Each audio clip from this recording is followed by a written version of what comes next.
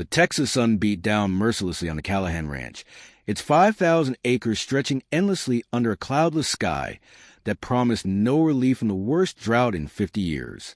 Wyatt Callahan stood on his porch, fifth-generation rancher and owner of 2,000 head of cattle that were slowly dying from thirst, watching the land his great-great-grandfather had claimed turned to dust beneath his boots. His jaw was set in that stubborn Callahan way, the same expression his daddy wore when the '88 drought nearly killed him, but this time felt different, more desperate, more final.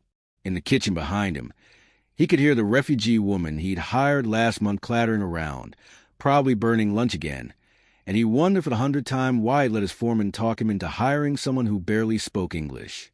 But at minimum wage, she was all he could afford anymore, and even that felt like charity he couldn't spare.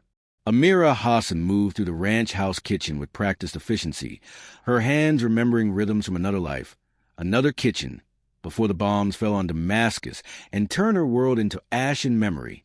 She heard Wyatt's boots on the porch, heard the weight in his silence, and knew that sound. It was the same sound her father made before telling her family they had to flee, that their university positions and comfortable life meant nothing against missiles and madness. The ranch hands thought she was just another refugee who'd gotten lucky with a work visa, someone to cook their meals and clean their messes for $7.25 an hour, and she let them think it because the alternative, explaining who she'd been, what she'd lost, was a story she couldn't tell without breaking. Through the window, she watched Wyatt's girlfriend Savannah pull up in her white Mercedes, designer heels clicking on gravel, and Amira recognized that look too, a predator sensing weakness, circling for the kill. The drought had been going for 8 months, and the ranch's bank account was hemorrhaging money like an open wound. $12,000 a week just to truck and water for the cattle, another $8,000 for feed. They usually grew themselves on land now too dry to support grass. Wyatt's accountants had presented him with 3 folders of projections, all ending the same way: sell the ranch or lose everything, and soon.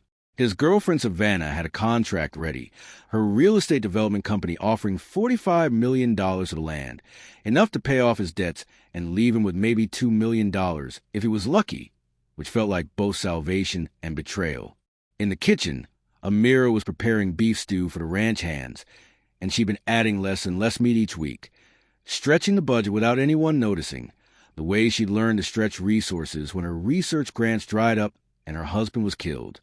She didn't know why she cared so much about this ranch, this stubborn American man, except that she recognized his fight, the desperate, losing battle to save something that mattered, and she'd already lost one home.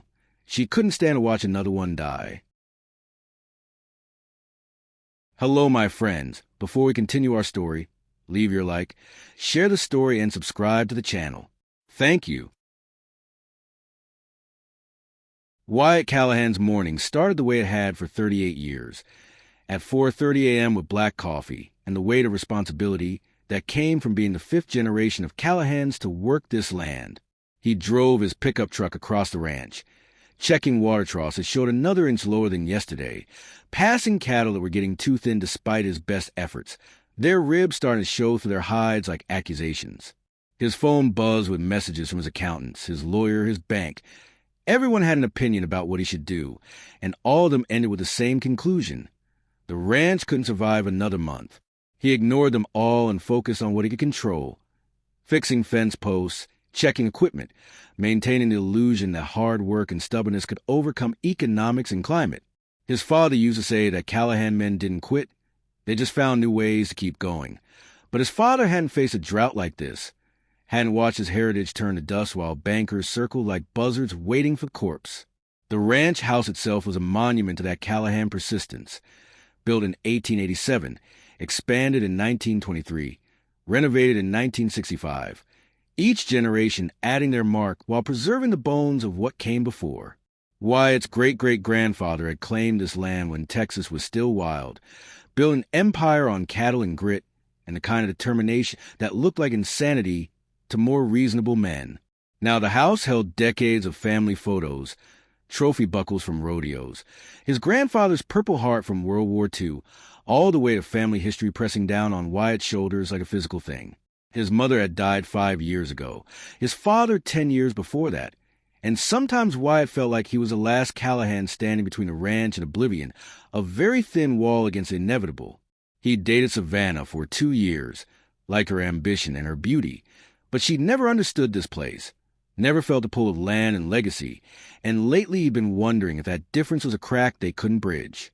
By 7 a.m., Wyatt was back at the house for breakfast, expecting the usual mediocre meal from his refugee cook, only to find her placing a perfect plate in front of him.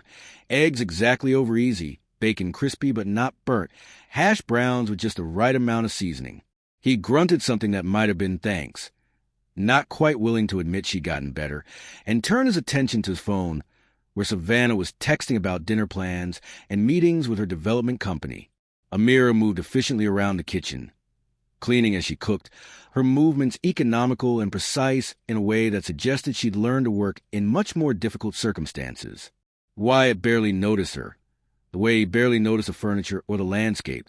She was just another part of the ranch's daily routine, another expense on a stretched-in budget.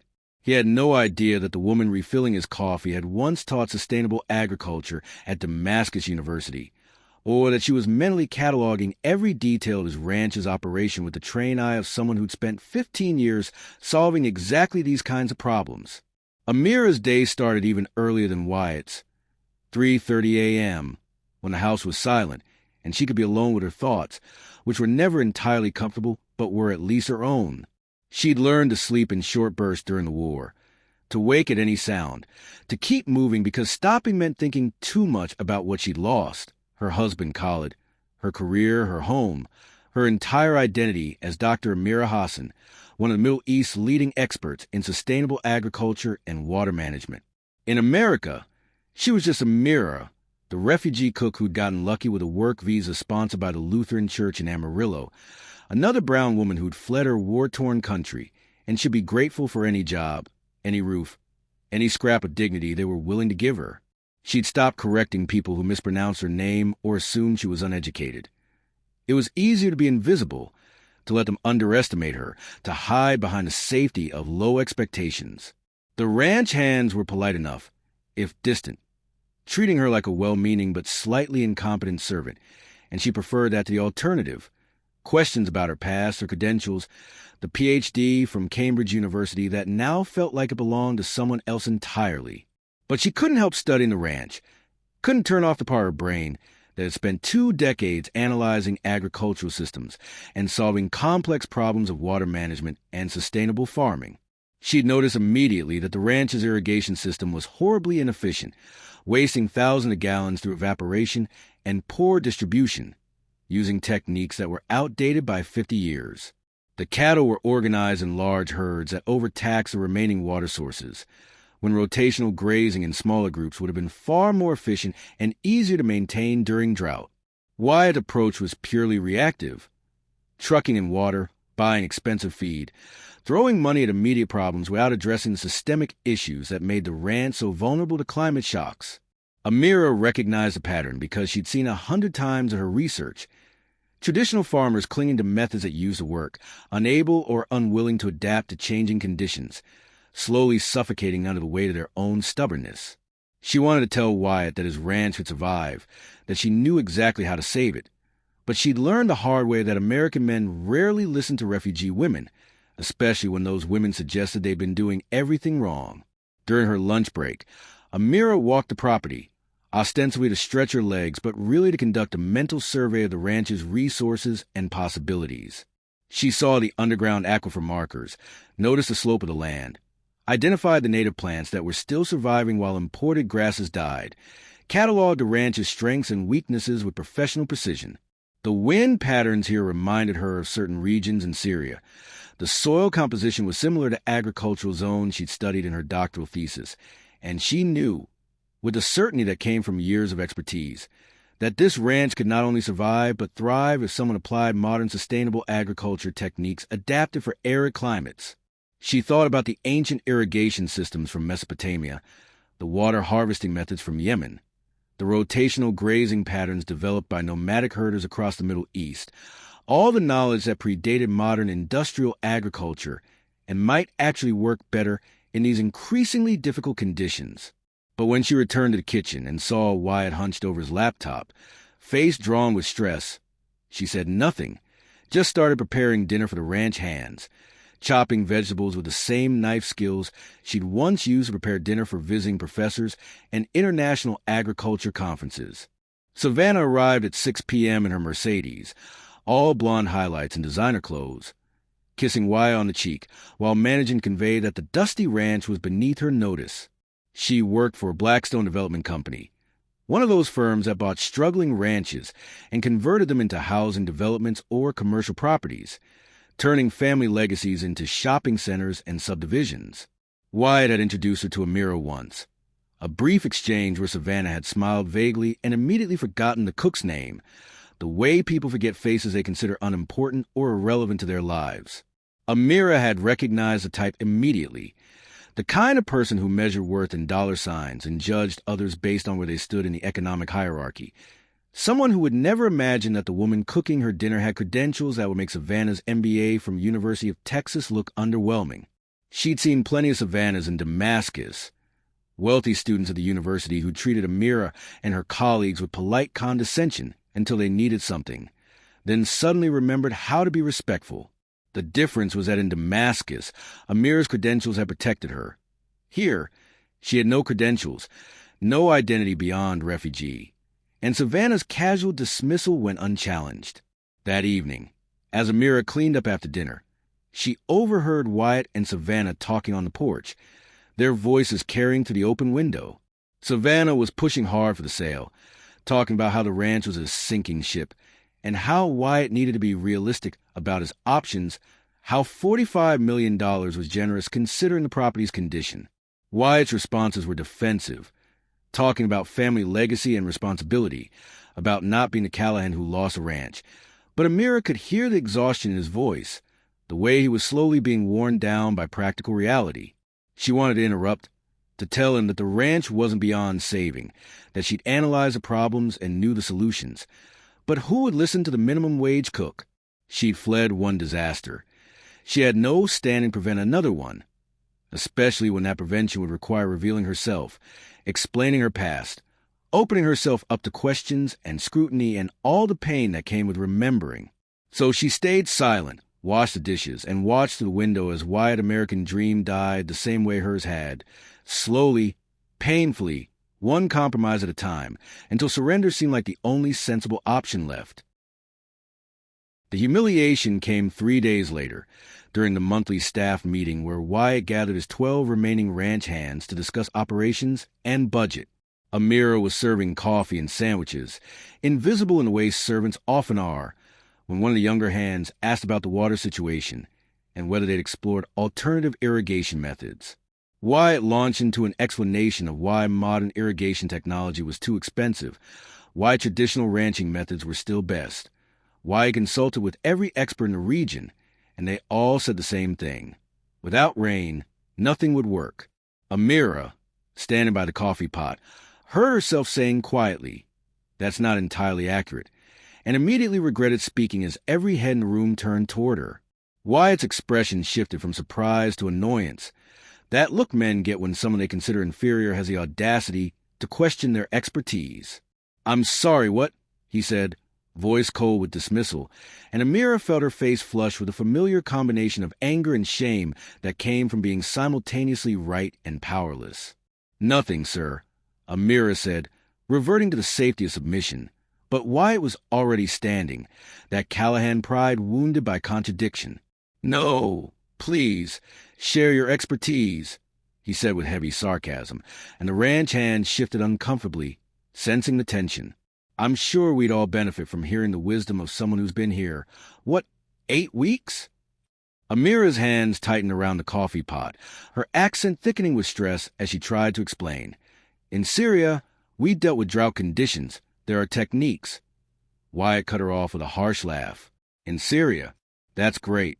This is Texas, darling, and we've been ranching this land for 5 generations. I don't need someone who can barely speak English telling me how to run my operation." The words landed like slaps, and several of the ranch hands looked away, embarrassed by Wyatt's cruelty, but unwilling to challenge the boss.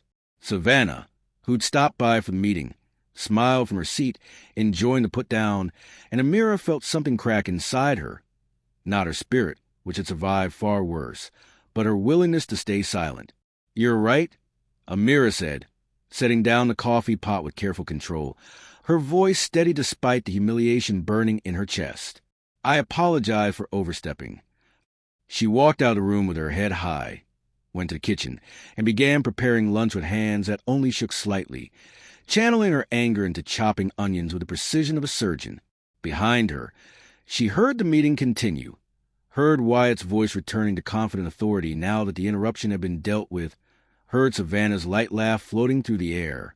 Amira had experienced worse humiliations, had her research dismissed by men who couldn't understand her methodology, had her expertise questioned by government officials who thought women shouldn't work, had her entire life reduced to nothing when she became a refugee. But this one stung in a particular way. She thought, foolishly, that maybe here in America, competence would matter more than appearances, that merit would eventually be recognized even if it came from unexpected sources.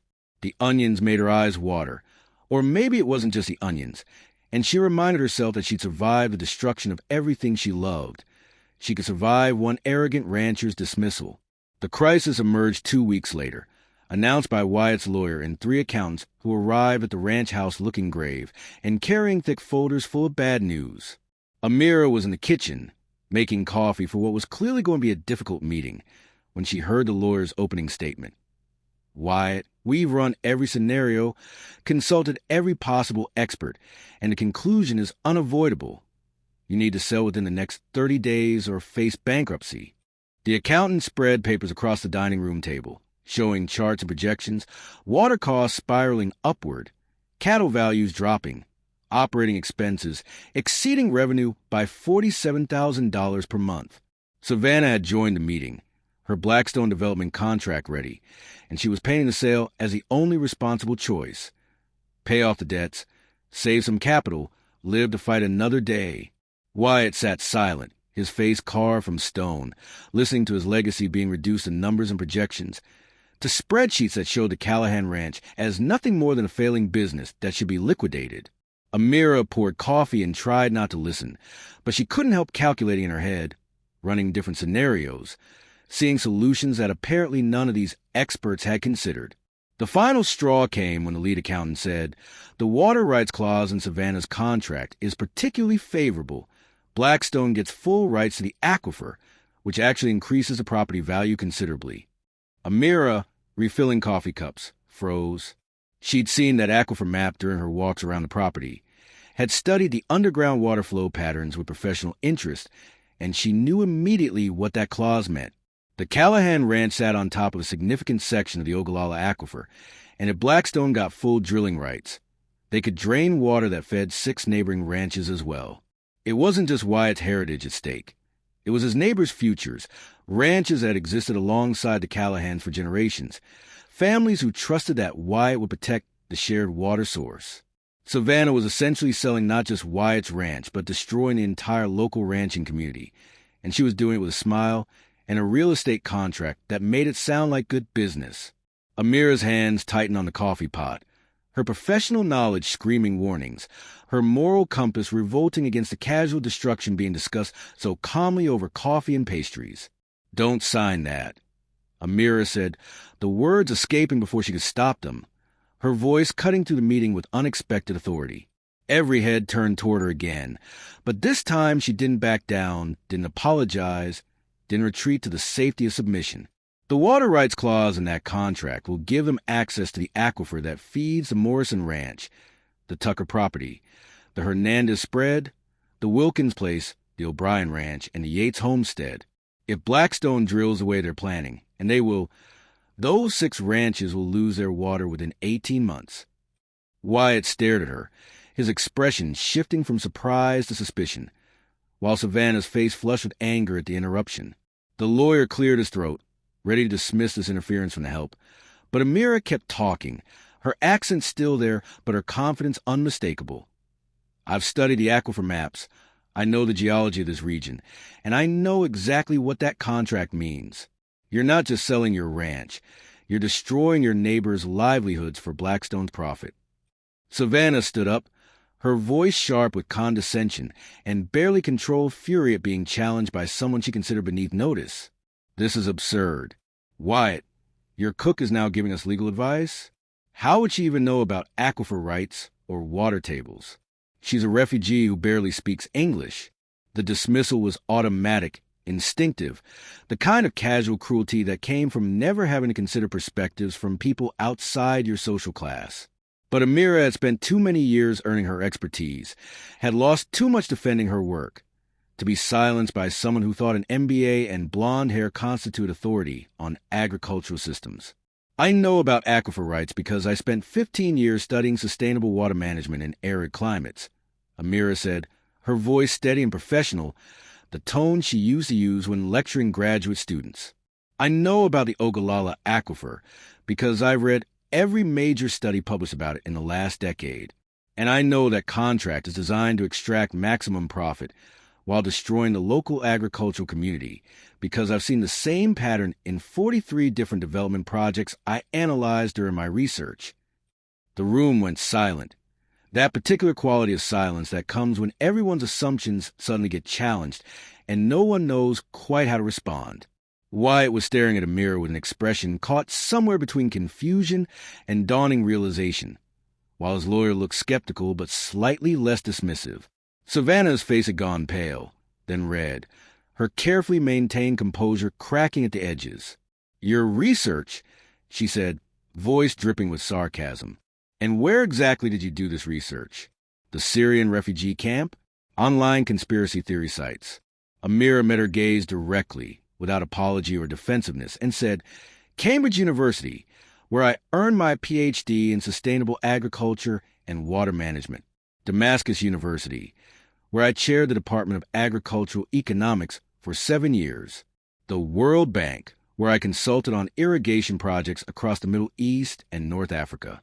And yes, in the refugee camps where I fled after my university was bombed and my husband was killed, where I learned exactly how fragile systems become when resources are exploited without consideration for long-term sustainability."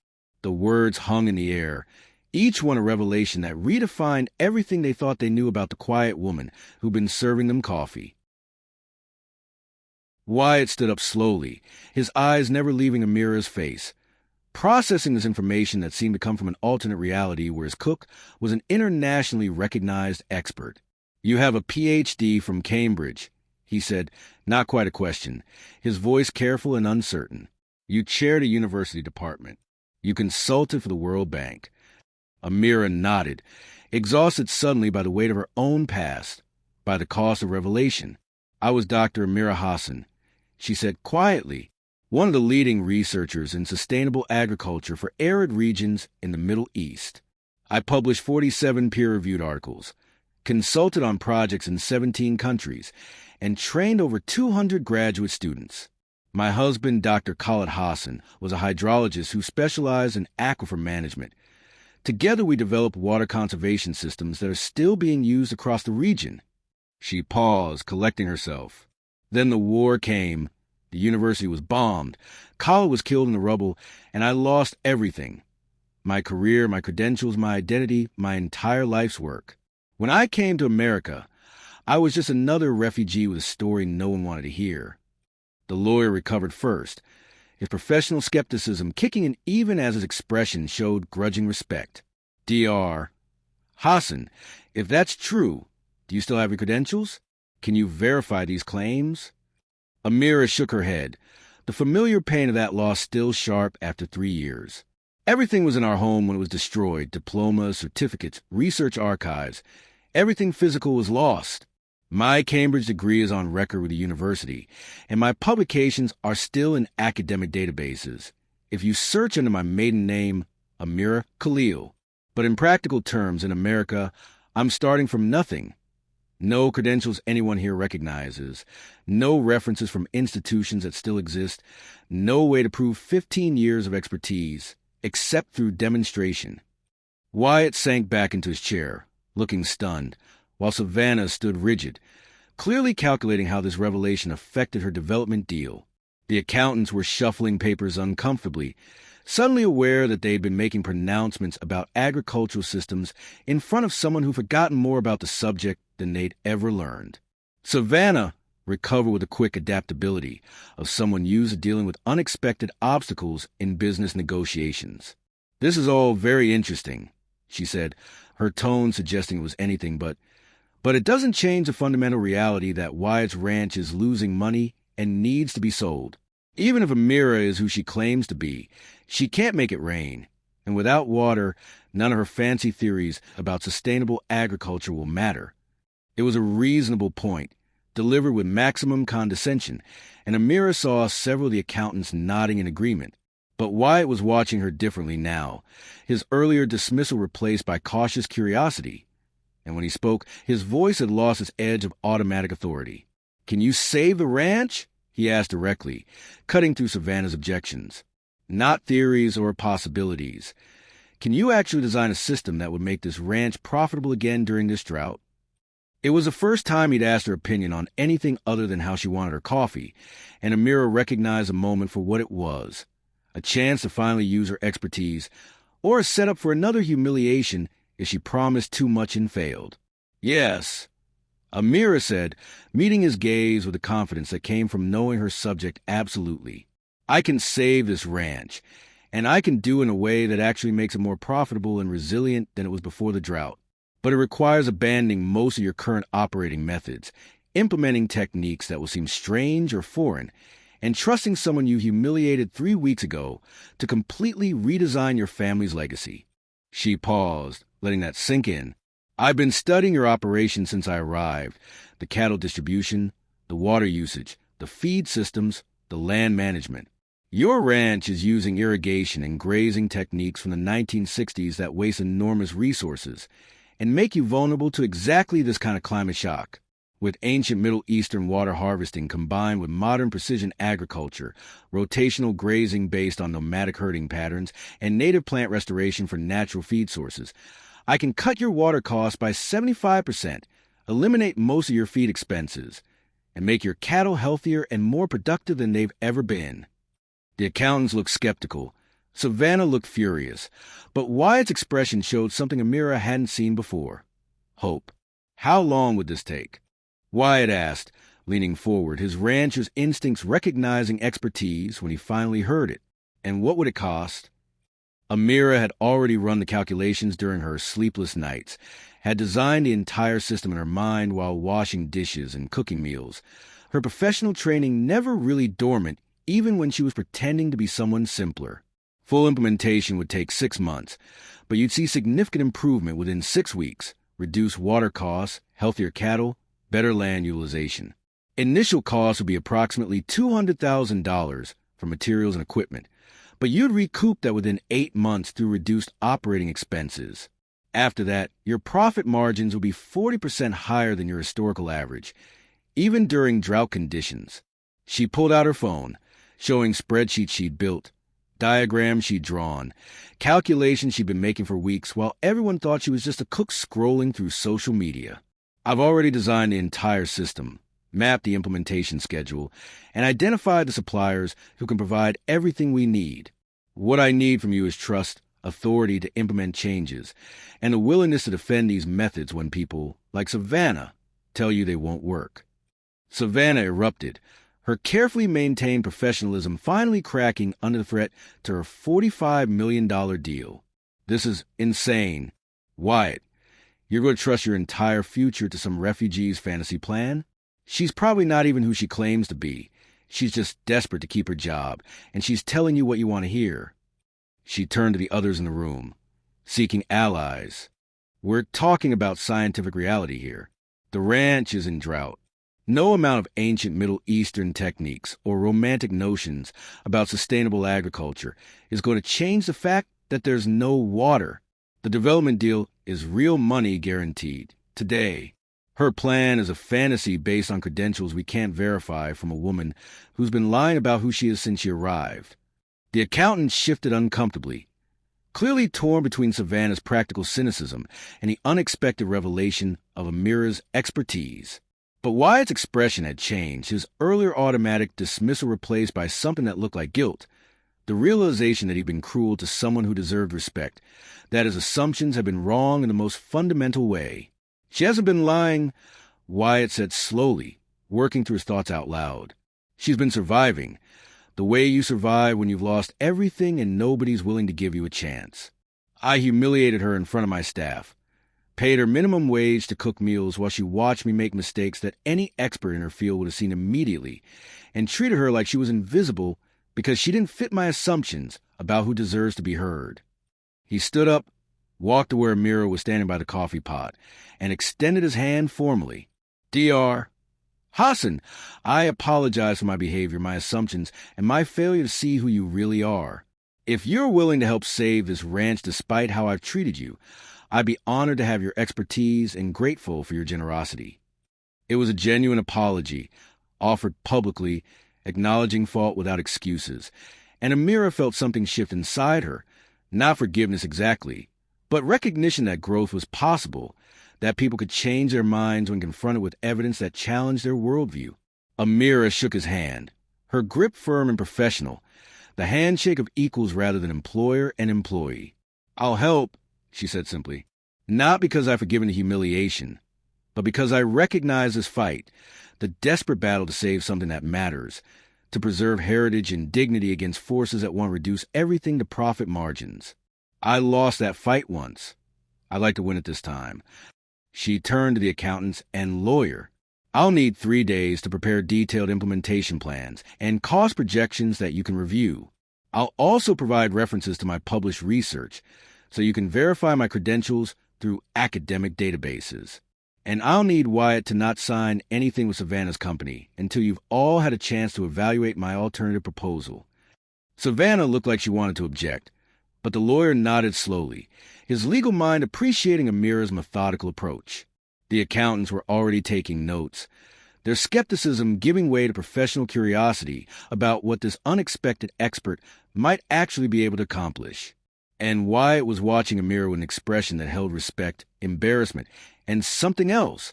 The first stirrings of attraction to a woman he was finally beginning to see clearly.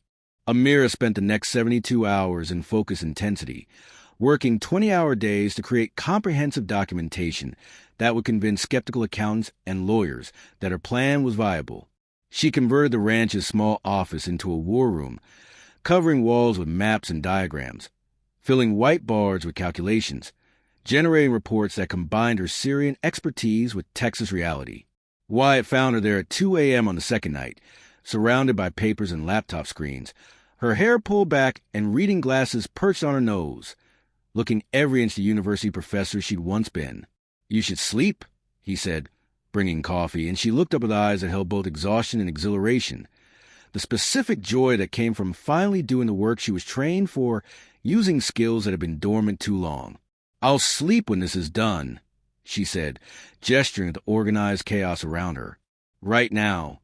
I'm remembering who I used to be, what I'm capable of, and it feels like waking up after a very long, very dark dream." Wyatt pulled up a chair, genuinely curious. "Tell me about it. The plan, I mean. Help me understand what you're proposing." Amira walked him through the system piece by piece, her enthusiasm building as she explained concepts she'd spent years refining. Traditional American ranching treats water as abundant and cheap, so you use flood irrigation, permanent pastures, and concentrated herds that need constant watering. But that model breaks completely during drought, which is why you're hemorrhaging money right now. She pulled up satellite images of the ranch. Middle Eastern agriculture developed in regions where water was always scarce, so they created systems that harvest every drop, reduce evaporation, and work with natural patterns rather than against them. I'm proposing we implement canets, ancient Persian underground water channels that collect groundwater and transport without evaporation loss, combined with modern drip irrigation that puts water directly where plants need it. Instead of flooding entire fields and losing 60% to evaporation, we deliver water with 95% efficiency. Wyatt leaned forward, studying the diagrams, his rancher's mind beginning to grasp the genius of techniques that seemed foreign, but were actually incredibly practical. "Why hasn't anyone else done this?" he asked, and Amira smiled sadly. Because it requires knowledge from outside American agricultural tradition, and most people don't listen to refugees who suggest there might be better ways. What about the cattle? Wyatt asked, getting to the heart of his operation. How do I keep 2,000 head alive with less water? Amira pulled up different diagrams showing rotational grazing patterns that look nothing like traditional American ranching. You're currently running your cattle in large, permanent herds that overgraze and require massive water installations that need constant refilling. I'm proposing we switch to adaptive multi-paddock grazing, dividing your herd into smaller groups that rotate through designated areas in planned patterns, mimicking how wild herbivores naturally move across grasslands. The cattle graze intensively for short periods, then move on, giving the land time to recover, which actually increases grass growth and water retention in the soil. She showed him data from studies she conducted in Syria. This method reduces water needs by 50% because the cattle are drinking from multiple smaller sources rather than concentrated installations, and actually improves land health rather than degrading it. The Bedouin have been doing this for 4,000 years. It's not experimental, it's proven. It's just new to Texas. Wyatt was quiet for a long moment, processing implications that challenged everything he'd been taught about ranching. The cost projections were where Amira knew she'd face the most resistance, because even though her plan would save money long-term, it required upfront investment that Wyatt could barely afford. The underground water channels will cost $85,000 to install. It's labor-intensive, but uses mostly local materials. The drip irrigation system is another $45,000. Fencing for the rotational grazing costs $35,000. Equipment, supplies, and contingency brings us to $200,000 total. She saw Wyatt's face fall, that number impossible when he was already deep in debt, but she continued. But look at what it saves. Water trucking costs drop from $12,000 weekly to maybe $2,000. That's $520,000 annually. Feed costs drop from $8,000 weekly to $2,000 because you're using native grasses and efficient grazing. That's another $312,000 annually. You break even on the investment in 4 months, and after that you're saving $832,000 per year compared to current operations. Plus your cattle will be healthier, your land will improve rather than degrade, and you'll be drought-resistant rather than drought-vulnerable. She pulled up the complete financial model, showing cash flow projections that made the ranch not just viable but profitable. This isn't charity or sympathy. This is good business based on sound agricultural science. It just happens to use knowledge from outside the American ranching tradition. Wyatt studied the projections for a long time, his mind working through implications and possibilities, weighing the upfront risk against long-term reward. Where would I get $200,000? He asked finally, the practical question of a man who was already financially stretched. Amira had anticipated this. She'd spent hours researching financing options between her technical calculations. USDA has grants for sustainable agriculture innovation. With my credentials and your ranch's history, we're competitive for their programs. There are also low-interest loans specifically for water conservation in drought-affected regions. And some of the work can be phased, starting with the highest impact changes first. She paused, then took a risk. But there's another option. My husband, Khalid, and I had some savings before the war. Not much. Maybe $50,000 that I've been living off. I could invest in the ranch in exchange for a small partnership stake, say 10%. That would give us more flexibility on the rest of the financing and demonstrate to lenders that even I'm willing to bet my own money on this plan. It was an enormous risk, betting her life savings on a ranch owned by a man who'd humiliated her weeks ago, but she believed in her own expertise, and she needed this as much as Wyatt did. Needed to prove her worth. Needed to do her work again. Needed to matter. Before Wyatt could respond, his door buzzer rang. Savannah, arriving unannounced, clearly worried about losing her development deal. She swept into the office, saw the maps and calculations covering every surface, and her expression hardened. Still chasing fantasy solutions? She said to Wyatt, ignoring Amira completely. I brought updated numbers from Blackstone. They're willing to go up to $47 million if you sign this week. That's real money, Wyatt guaranteed. Today. not promises about ancient irrigation systems and refugee fairy tales. She dropped a new contract on the desk, then turned to Amira with barely concealed hostility. You know what I think? I think you're manipulating Wyatt while he's desperate, taking advantage of his emotions to set yourself up with a nice partnership deal. It's actually quite clever.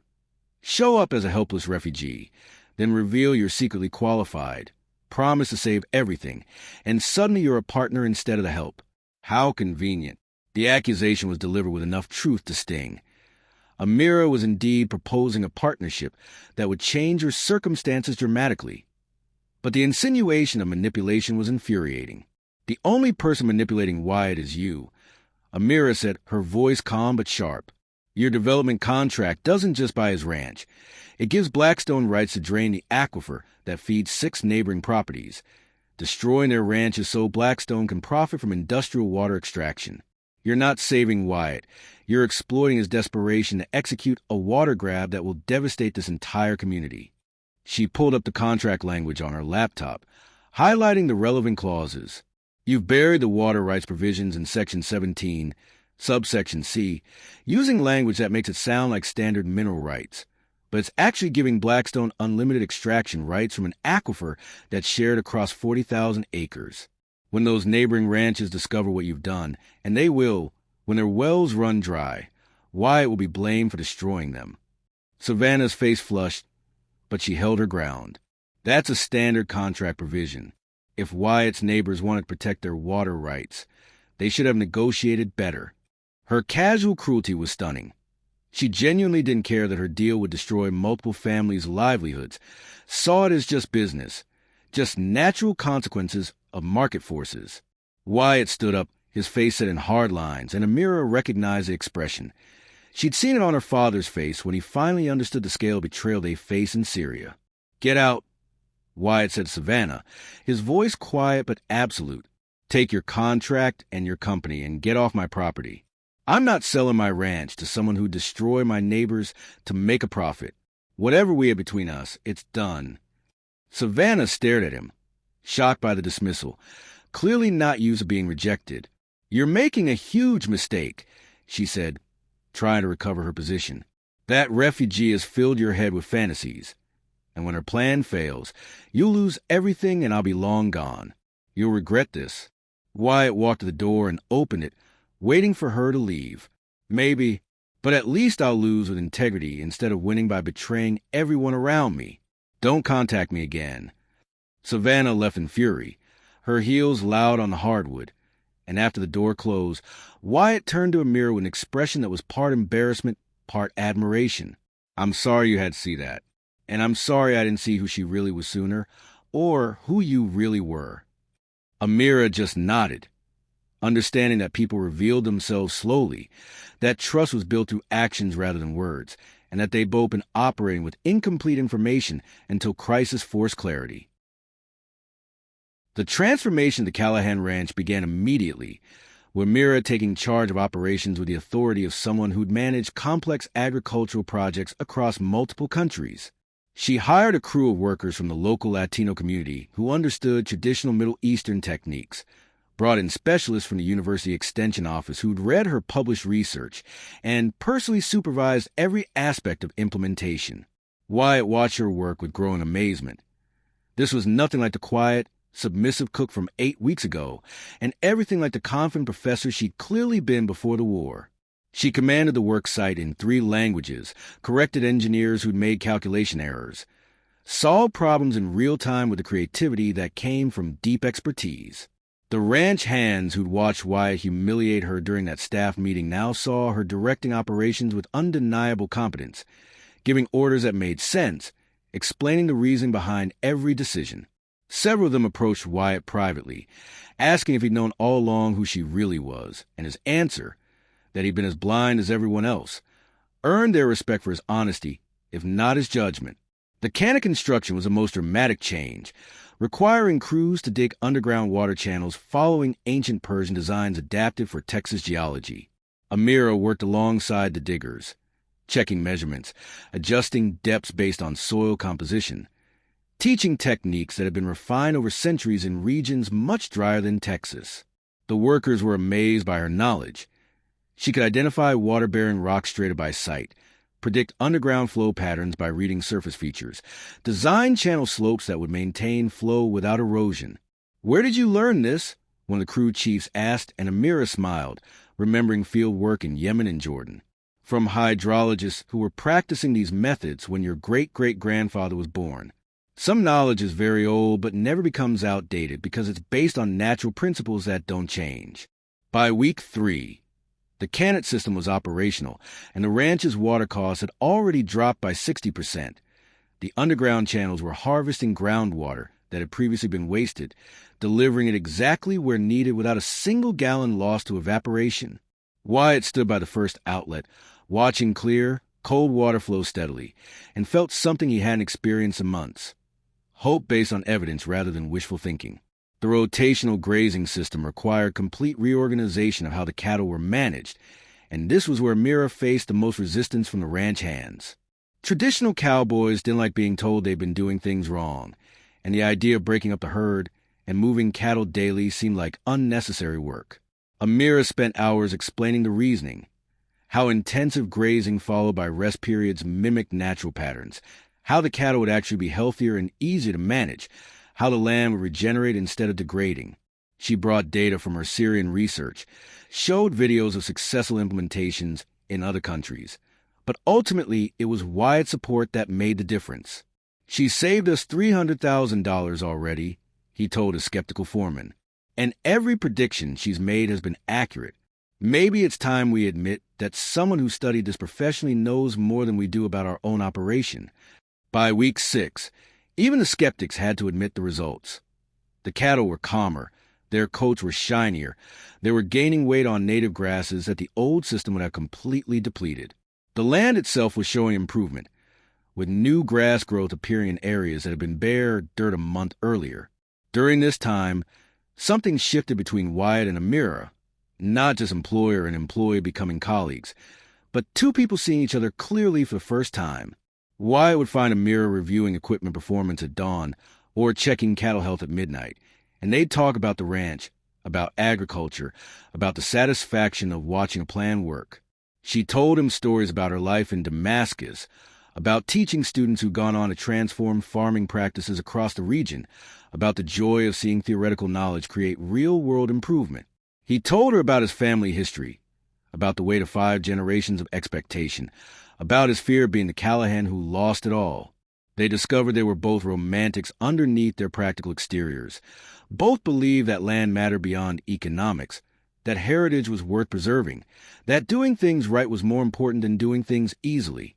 Amira found herself admiring his willingness to admit mistakes, his openness to changing his mind when confronted with evidence, his genuine respect for expertise, even when it came from unexpected sources. Wyatt found himself drawn to her combination of strength and vulnerability, her brilliance and humility, the way she rebuilt herself from nothing without bitterness or self-pity. The financial projections Amira had presented were conservative, and by week 8, the ranch was exceeding even her optimistic scenarios. Water costs had dropped to $1,500 weekly. Feed costs were down to $1,200, and the cattle were showing better health metrics than they'd achieved in years of normal operation. The ranch was actually making money during the worst drought in 50 years, something that should have been impossible but was clearly happening. Wyatt's accountant showed up to verify the numbers, expecting to find accounting tricks or unsustainable practices, but instead found legitimate operational improvements that were transforming the ranch's economics. "This is remarkable," the lead accountant admitted to Wyatt. "I've never seen anything like it. You're profitable in conditions that should be bankrupting you, and the methods she's implementing are actually improving your long-term sustainability rather than depleting resources. If this keeps working, your ranch will be worth more in 5 years than it is now, even with continued drought." The bank that had been pressuring Wyatt to sell suddenly became interested in financing expansion, recognizing that someone who could turn a dying ranch into a profitable operation during drought represented a good investment rather than a risk. But success attracted attention, and not all of it was friendly. Savannah's company Blackstone Development had been counting on acquiring the Callahan Ranch as the keystone property in a larger water extraction scheme, and Wyatt's refusal to sell had created serious problems for their plans. The company needed access to that specific section of the aquifer, and without the Callahan property, their entire project was compromised. Savannah began making calls, activating networks of influence and corruption that existed in the murky overlap between legitimate business and outright fraud. She reached out to her fiancé, not Wyatt, but a Houston oil executive named Marcus Chun, who'd been quietly running Blackstone's water acquisition program, and together they began planning a more aggressive approach. If they couldn't buy the ranch legitimately, they'd use legal warfare to force the sale. Environmental violations, labor investigations, challenges to Amira's immigration status, anything that would create enough pressure to make Wyatt desperate again. The refugee is the weak point, Savannah told Marcus during a strategy call that would later be used as evidence against them. If we can get her deported or discredited, the ranch loses its savior and goes back to failing. Then Callahan will have to sell on our terms. It was cold-blooded corporate warfare disguised as business strategy, and they began implementing it with the confidence of people who'd never failed to get what they wanted. The first attack came through immigration enforcement.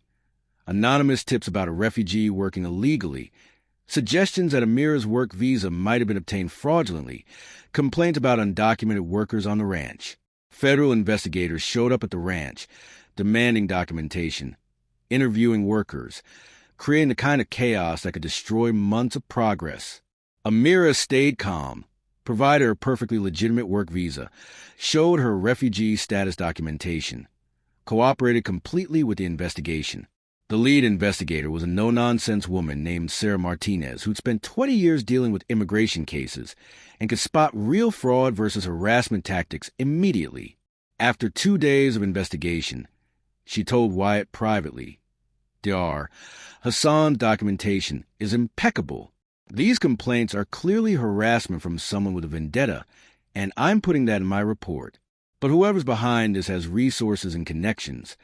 They're not going to stop just because one investigation came up empty." She looked at Amira with professional respect. "You've got powerful enemies. Doctor, be careful." Amira nodded, unsurprised. She'd been fighting powerful enemies for years, first during the war, then as a refugee, and she'd learned that people with resources rarely accepted defeat gracefully. But she'd also learned that competence and integrity were powerful weapons, and she wasn't planning to back down from a fight she'd basically already won. The second attack was more sophisticated. Blackstone hired a consulting firm to produce an independent environmental assessment, claiming that Amira's cannon system was causing aquifer depletion that would harm neighboring properties. The report was complete nonsense, contradicted by basic hydrology and actual measurement data, but was presented professionally with enough technical jargon to sound credible to non-experts. Blackstone provided copies to local newspapers, filed complaints with environmental agencies, threatened lawsuits against anyone who defended the Callahan Ranch's practices. Wyatt's neighbors started receiving calls warning them that the ranch's experimental foreign methods were endangering their water supply, and suddenly people who'd been friendly became suspicious. Wyatt found himself defending Amira's expertise to people who'd known his family for generations, trying to explain complex hydrology to ranchers who only understood traditional methods. Some of his neighbors believed him. Others weren't sure, but the seeds of doubt had been planted, and Blackstone was watering them carefully. Amira watched this campaign unfold with the weary recognition of someone who'd seen it before. When powerful interests wanted something, they didn't hesitate to destroy reputations, credibility, and careers in pursuit of profit. She'd lost once to that kind of coordinated assault. This time, she was determined to fight back with every weapon she had, including the truth.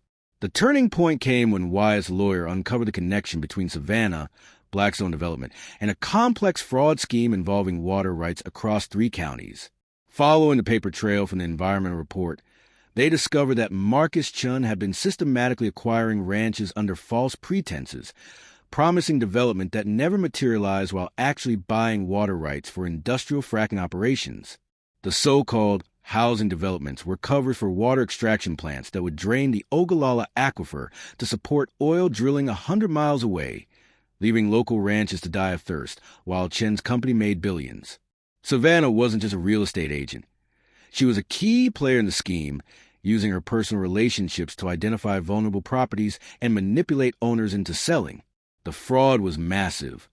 affecting 17 ranches, involving falsified environmental studies, bribed officials, and millions in illegal profits. When Wyatt's lawyer presented the evidence to the FBI, they'd been investigating similar water fraud cases across the Southwest and were very interested in Savannah's network.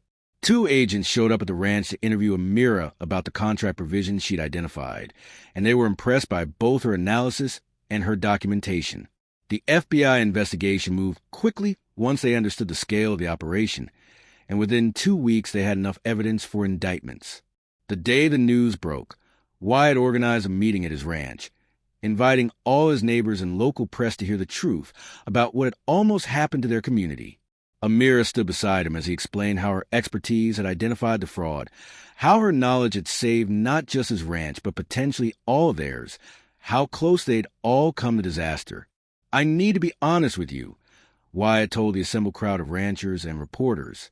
3 months ago, I was an arrogant fool who hired Dr. Amira Hassan to cook meals and paid her minimum wage because she was a refugee, and I couldn't see past my own assumptions.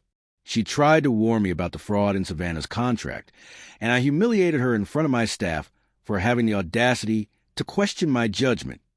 His voice was steady but filled with self-reproach. The truth is that Dr. Hassan has more expertise in sustainable agriculture and water management than everyone in this room combined. She has a PhD from Cambridge, chaired a university department, and spent 15 years solving exactly the kinds of problems we're facing. And I almost threw away her help because I couldn't imagine that someone who looked like her and talked like her could be smarter than me. The crowd was silent, processing this revelation, and then one of Wyatt's neighbors, Jim Morrison from the adjacent ranch, stood up with questions. "So this system you've been installing, the one Blackstone claimed was dangerous, it's actually working?" Amira stepped forward, explaining in clear, technical detail how the Canet system operated, how rotational grazing functioned, what the actual environmental impacts were.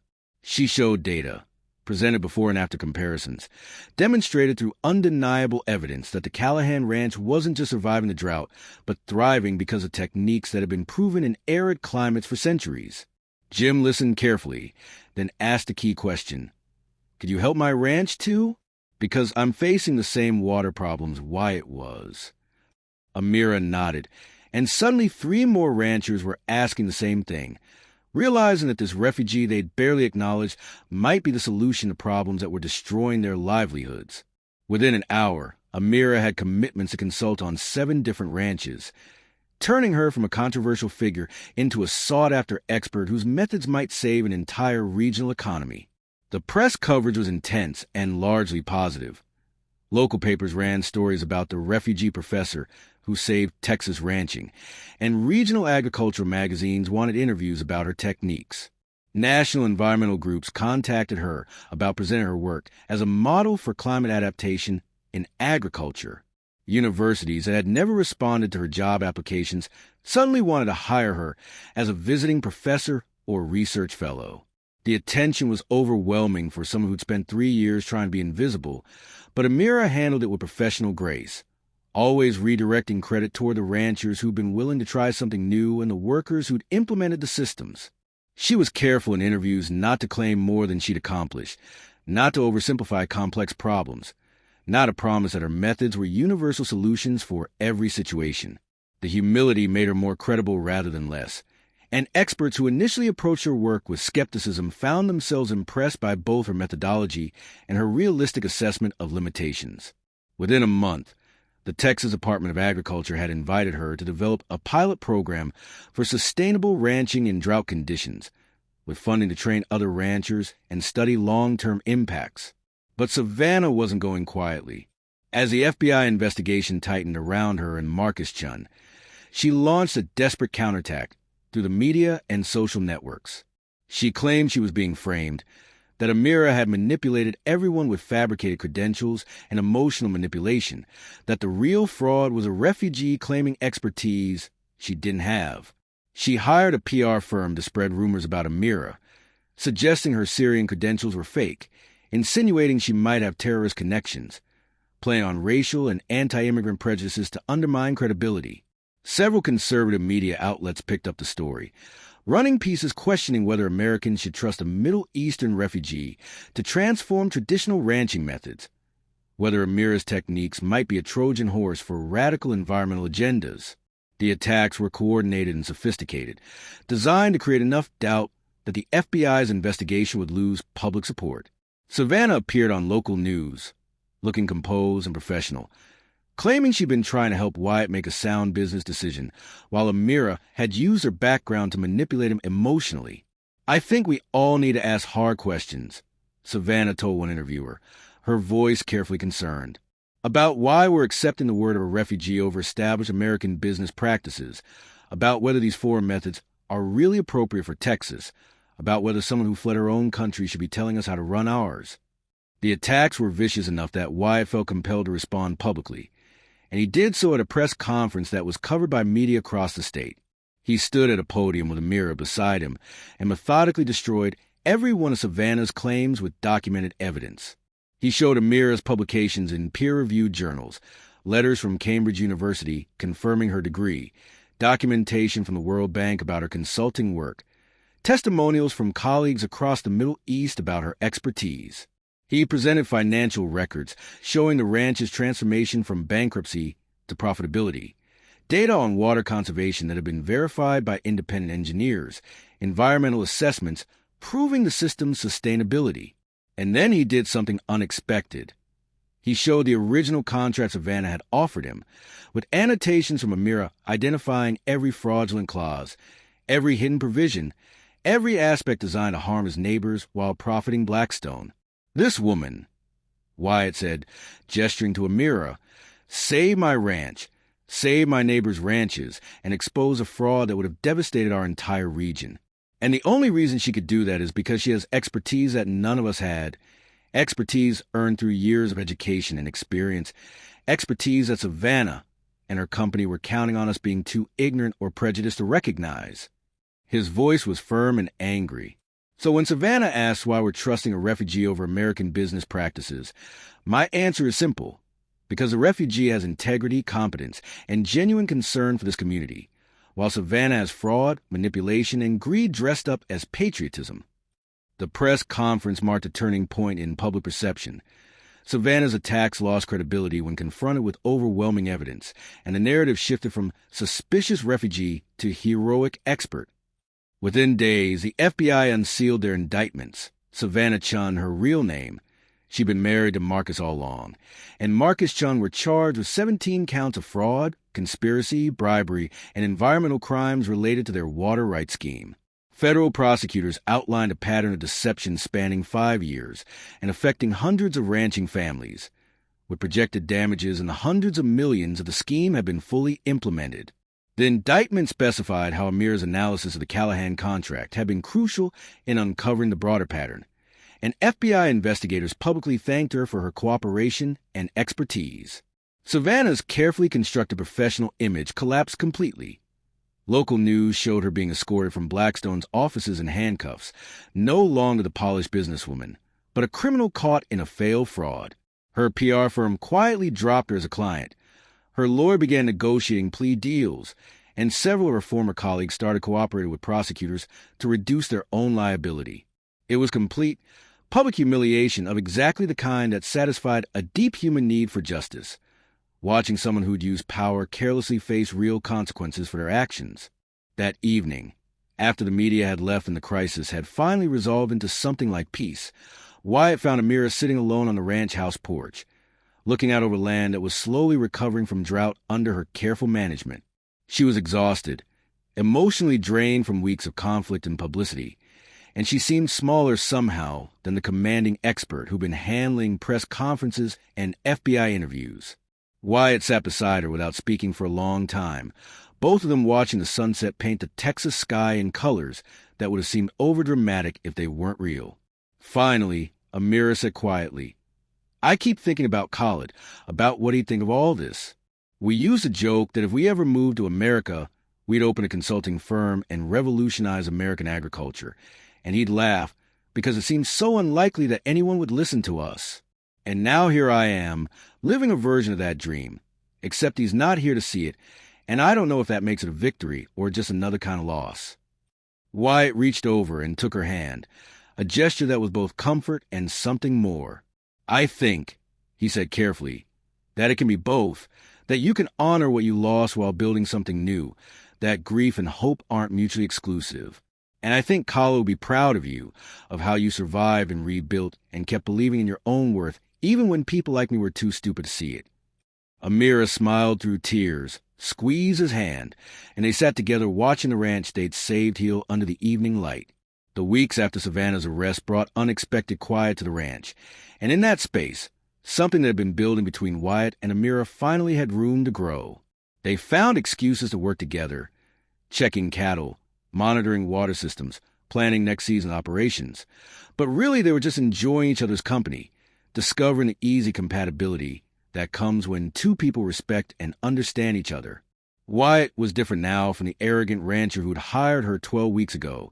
Humility in crisis had stripped away the defensive pride that came from generations of inherited authority, leaving someone more genuine and open. Amira was different too, no longer hiding behind submission, no longer pretending to be less than she was, reclaiming the confidence that war and displacement had temporarily stolen. They talked for hours about everything and nothing, discovering shared values hidden under different cultural exteriors. Both believed in the dignity of hard work, the importance of land and legacy, the satisfaction of building something that would outlast them. They argued sometimes about methods and philosophy, but the arguments were engaging rather than threatening, two minds that challenged each other toward better thinking rather than competing for dominance. The ranch hands noticed a change before either Wyatt or Amira fully acknowledged it. The way Wyatt's face softened when Amira walked into a room, the way she smiled more easily around him, the casual touches that lingered just slightly too long to be merely professional. The foreman, a weather man named Carlos who'd worked for the Callahans for 30 years, took Wyatt aside one afternoon and said with characteristic bluntness, "Boss, either ask that woman on a proper date or stop looking at her like she hung the moon, because you're making the rest of us uncomfortable with all this unresolved tension." Wyatt laughed, embarrassed at being so obvious, but Carlos was right.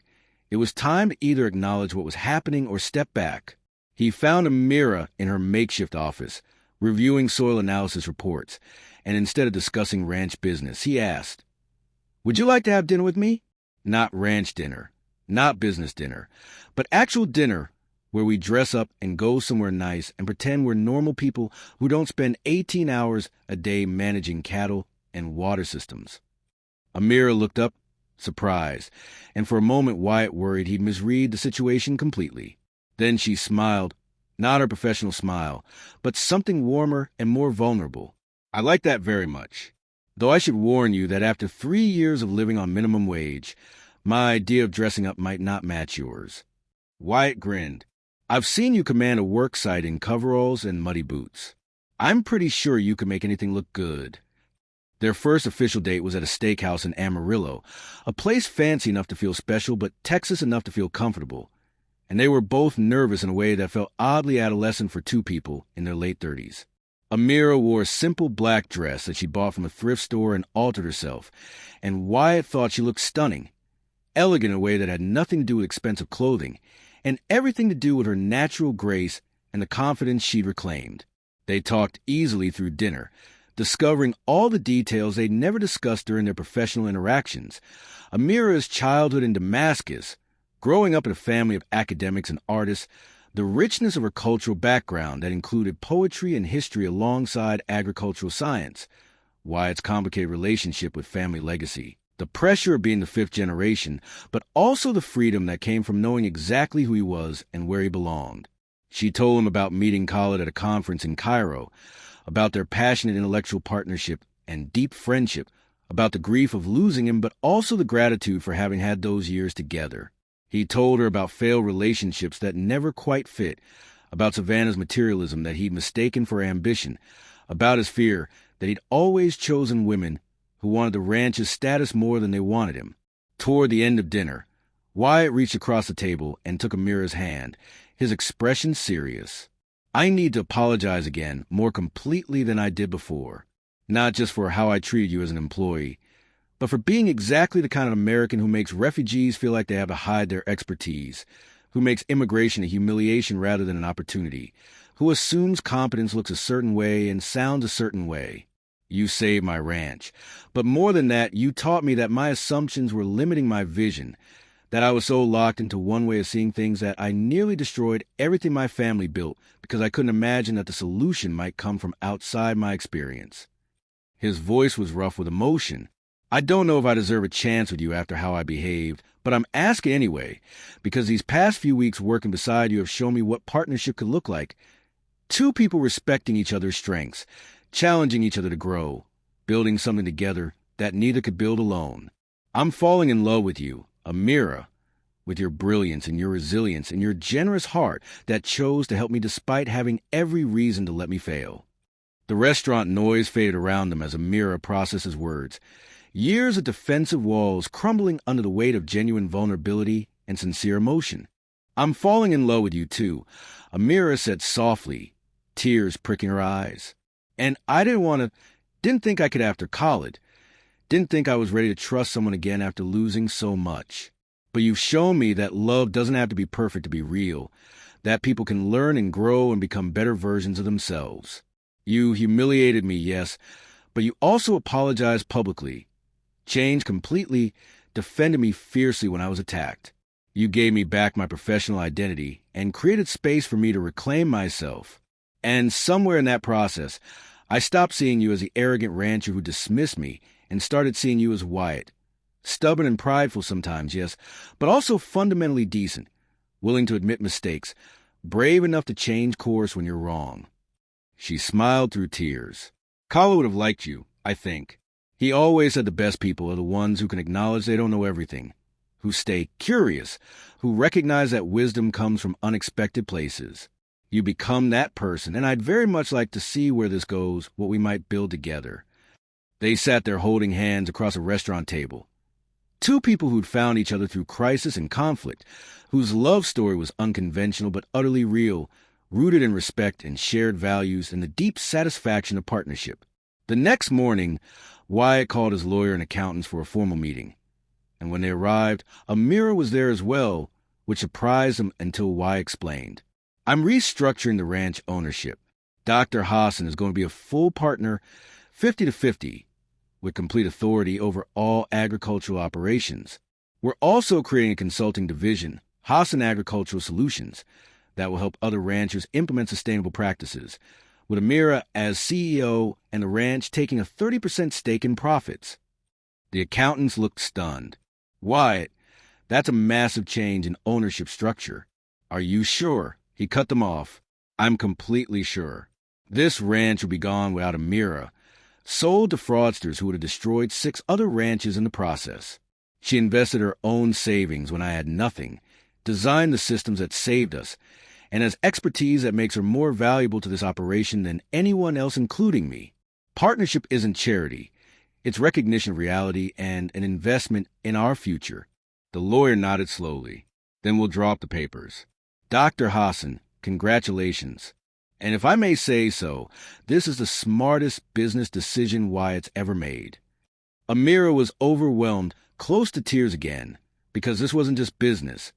It was Wyatt demonstrating through action that he saw her as an equal, that his earlier dismissal had been completely reversed, that he was betting the family ranch on his faith in her abilities and his love for her. That evening, under the Texas stars that seemed impossibly bright after the city lights she'd known in Damascus, Wyatt proposed. Not with a grand gesture or elaborate planning, but simply and honestly while they stood together looking at cattle that were thriving under Amira's management, on land that was healing under her systems, in a place that felt like home for the first time since she fled Syria. Marry me, he said, pulling a simple ring from his pocket. Not a massive diamond, but a beautiful band with Texas turquoise that reminded him of her eyes when she laughed. Not because I need you to save the ranch. You've already done that. Not because I'm grateful, though I am, but because I love you, because I want to build a life with you, because I want to wake up every morning knowing we're facing the world together. Marry me and help me turn this ranch into something neither of us could create alone. A place that honors both your Middle Eastern heritage and my Texas roots, that combines ancient wisdom with American innovation, that proves love and partnership can transcend cultural boundaries when two people respect each other completely. Amira's answer was yes, immediate and absolute, and when he slid the ring on her finger, it felt like completing a journey that had started in trauma but ended in hope, that had taken her from losing everything to gaining something she'd never imagined possible. The wedding happened 6 weeks later, a blend of Syrian and Texan traditions that reflected both their backgrounds and their determination to honor both heritages. The ceremony took place on a ranch at sunset, with Wyatt in a black suit and cowboy boots, Amira in a cream dress with subtle Arabic embroidery, both of them surrounded by ranch hands, neighboring ranchers, academic colleagues, Syrian refugees from Amira's church community, and even some of her former students who traveled from Damascus for the occasion.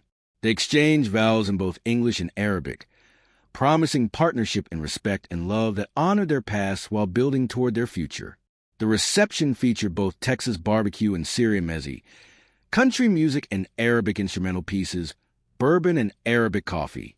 Jim Morrison gave a toast about how Amira had saved not just one ranch, but an entire community, about how her expertise and Wyatt's willingness to learn had created a model for sustainable agriculture that was being studied across the state. Carlos told embarrassing stories about Wyatt's early attempts to implement Amira's methods, about the learning curve when ancient Middle Eastern techniques met Texas stubbornness, and Amira's former department chair from Damascus, who'd helped her get the refugee visa, spoke about watching a brilliant colleague lose everything in war, but rebuild herself with determination and grace, about how this wedding represented not just love, but resilience and hope and the possibility of new beginnings. 1 year after the wedding, the Callahan Ranch was unrecognizable from the dying operation Amira had encountered 18 months earlier. The drought continued, but the ranch was thriving, $2.7 million in profit for the year. Cattle healthier than industry averages, land showing improvement in every ecological metric, and Hassan Agricultural Solutions had consulting contracts with 47 ranches across Texas and 3 other states.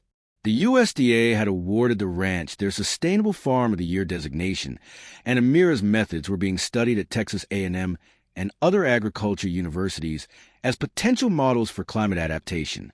Major environmental groups were funding research on her techniques, and several Middle Eastern countries had invited her to consult on their own water management challenges, creating a lovely full-circle moment where the expertise she developed in that region was now being requested back. The ranch that had almost been sold for $45 million was now valued at $72 million based on its proven profitability and innovative methods, with multiple investors interested in funding expansion. Wyatt and Amira had been profiled in Texas Monthly, Agricultural Science Today, and even the New York Times, their story resonating as both romance and successful business innovation. But the most significant change wasn't measured in dollars or acreage. It was measured in the family they were building. Amira was 8 months pregnant with twins, a boy and a girl, and had already decided on names that honored both heritages. Khalil, meaning friend in Arabic, honoring her late husband, Wyatt Callahan, and Layla Rose Hassan Callahan. The pregnancy had been unexpected but deeply welcomed, and watching Amira's body change with new life, Wyatt was constantly amazed by her strength and resilience. This woman who'd lost so much was creating new life, new beginnings, new hope. She still worked full-time managing the ranch and consulting business, though Carlos and the ranch hands had formed a protective circle around her, constantly trying to make her rest, to take it easy, to stop working 18-hour days. Amira found their concern touching but somewhat amusing. She conducted field research in 110-degree heat, while 8 months pregnant with her first child, who'd been stillborn during the bombing, another loss she carried quietly, and Texas summer felt manageable by comparison. But she appreciated their care, recognized it as love and respect, and she let herself be taken care of in ways she'd never allowed during her years of survival. The twins were born on a cool October morning, arriving slightly early but healthy and strong, and the entire ranch celebrated like it was a national holiday. Wyatt was present for delivery, holding Amira's hand, crying openly when the babies emerged squalling and perfect, marveling at these tiny humans who represented everything good about their partnership. Amira held both babies against her chest, exhausted and radiant, and whispered to them in Arabic and English, welcoming them to a world that had taken so much from her, but had also given her more than she dared to hope. The ranch hands sent flowers. Neighboring ranchers brought casseroles. Amira's Syrian community arrived with traditional gifts and blessings, and even some of her former Damascus students sent congratulations via video call. Jim Morrison's wife organized a baby shower that filled a ranch house with laughter and celebration, and Carlos appointed himself the twins' honorary grandfather, already planning to teach them everything about ranching and threatening violence against anyone who might hurt them in the future. It was community, genuine and warm, the kind that Amira had lost when she fled Syria and had rebuilt here through competence, generosity, and Wyatt's willingness to share his legacy.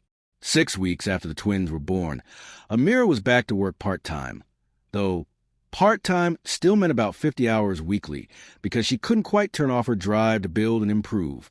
Hassan Agricultural Solutions was expanding rapidly, with demand for her consulting services far exceeding capacity, and she'd begun training other experts in her methods to scale the business. The University of Texas had offered her a joint appointment as a research professor, allowing her to teach and conduct research while maintaining the ranch and consulting firm. She'd published 3 peer-reviewed articles in the past year, reestablishing her academic credentials and proving that her Syrian expertise was transferable and valuable to American contexts. Several of her former Damascus students had successfully applied for refugee status and were now working on various ranching projects implementing her techniques, creating a network of expertise that crossed cultural boundaries. The work was deeply satisfying. Amira was finally doing what she trained for, what she was meant to do, using her knowledge to solve real problems while mentoring the next generation of agricultural scientists.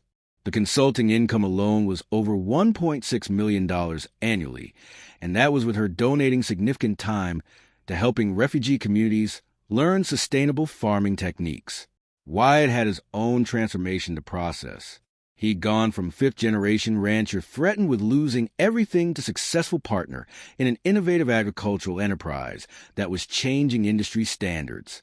More importantly, he'd gone from someone who derived identity from inherited legacy to someone who was actively creating new legacy, building on his family's foundation, but not limited by their methods. He'd learned humility the hard way, but he learned it thoroughly, and it had made him a better leader, a better partner, a better father. He loved watching Amira with the twins, seeing her blend Syrian parenting traditions with Texas practicality, teaching them Arabic lullabies and country songs, planning to raise them with respect for both cultures. He loved working alongside her, their partnership now so natural that they could communicate with looks across a field, understanding each other's thinking without words. And he loved knowing that when his children were old enough to understand their family's story, they'd learn that the ranch was saved not through Callahan's stubbornness, but through Hassan wisdom, that their heritage was enriched rather than diluted by combining two cultures, that strength came from respecting expertise regardless of where it originated. The ranch house itself had changed to reflect their merged lives. Wyatt's family photos now shared wall space with Amira's wedding pictures from Damascus, rodeo buckles set alongside Arabic calligraphy, Texas star decorations mixed with Syrian ceramics, creating a visual representation of two heritages woven together. They converted one room into a nursery that combined both aesthetics, with cowboy boot prints and Arabic patterns, pictures of Texas landscapes and Syrian architecture, building blocks labeled in both English and Arabic. Amira had started cooking Syrian dishes alongside Texas barbecue, and the ranch hands had become adventurous eaters, developing unexpected enthusiasm for mohamra and tabbouleh alongside their brisket and ribs. Carlos had learned to say basic phrases in Arabic, mostly terms of endearment for the twins, and he'd appointed himself guardian of family honor, warning Wyatt that he'd better treat Amira right or face consequences. The ranch that had been a monument to a single family's persistence had become something larger, a demonstration that American identity could expand to include others, that tradition could evolve without being lost, that heritage was strengthened rather than weakened by incorporating new perspectives and methods. On their second wedding anniversary, Wyatt organized a surprise celebration that brought together everyone who'd been part of their journey.